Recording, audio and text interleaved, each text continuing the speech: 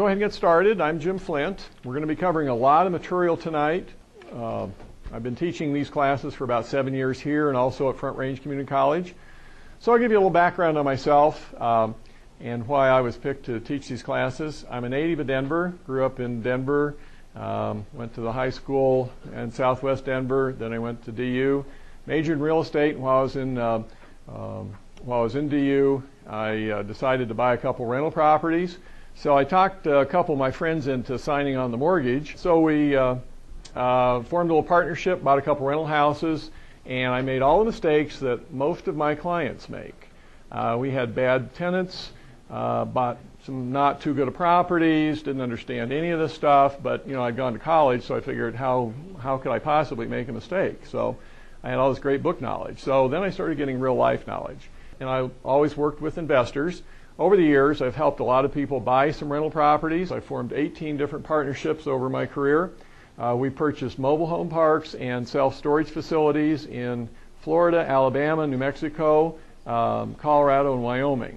And typically, we would buy properties just like we're going to talk about tonight for the opportunity, which is buy the dumpy house in the nice neighborhood. And that's exactly what I did with the commercial properties. We would buy commercial properties that were mismanaged, but basically a sound property in a good area. I have my real estate license. My real estate company is A Better Way Realty. Everybody wants a better way. Nobody wants a worse way. I've had my mortgage company for about 15 years, and we, of course, try to serve our clients with getting them the best deal possible on a mortgage. So tonight we're going to cover tax angles and all of that, and analyzing a property. We're going to talk about a spreadsheet for that.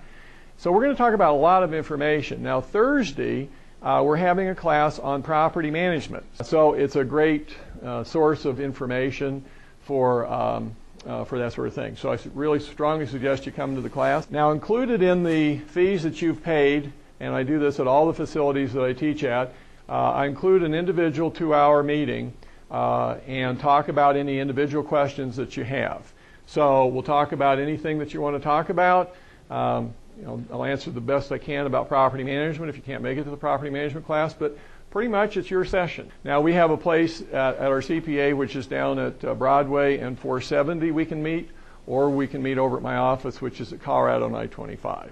So either one of those. So, all right, so let's talk about investing in real estate. Over the years that I have bought lots of individual houses and lots of commercial properties, I've learned one real important lesson, and that is take what the market gives you.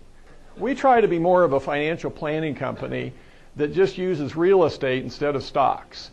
But think about this. You could buy one house if you don't have kids right now, but you could buy one rental house, put a 15-year loan on it, and more or less it will pay for itself over 15 years. By the time the kids are ready to go to college, you could either borrow the money on the student loans and pay those loans back with the rents off of the free and clear property, or do a cash-out refi if you needed more money sooner, and then let the renter pay off that loan again. And then it's paid off in 15 years, and now you've got a paid-off rental for your retirement. So just think about the different ways that you can do that. And I did that for my kids. Before I had kids, I made a specific investment in a property. It happened to be a mobile home park, and that paid off really well, and I kept that money working.